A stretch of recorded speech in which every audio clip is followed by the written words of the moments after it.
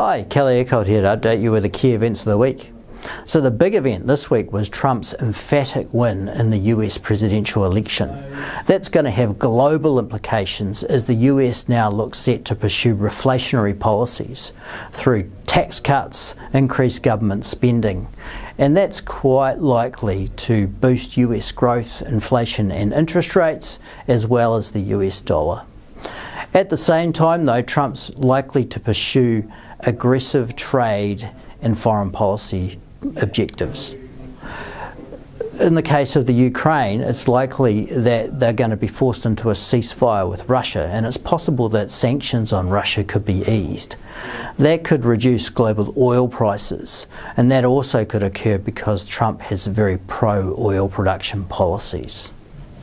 At the same time though, Trump is likely to be pretty tough on China and Iran. It's quite likely we're going to see increased trade restrictions and tariffs, and those are going to have indirect and direct impacts on New Zealand. Most of this is going to flow through to New Zealand in the form of a weaker New Zealand dollar, as well as a change in the mix of financial conditions.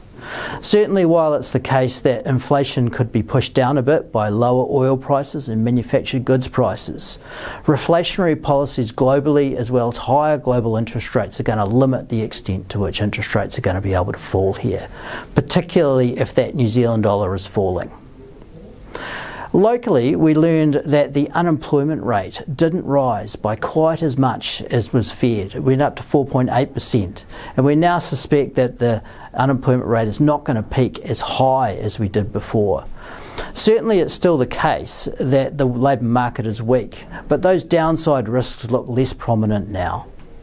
So thinking about what that means for the Reserve Bank, well, we don't think they're going to be cutting the OCR by 75 basis points this month. It's still likely they're going to do the 50 basis point cut we've expected for a while. Next year, the pace of easing should slow, but potentially quite significantly, or even stop.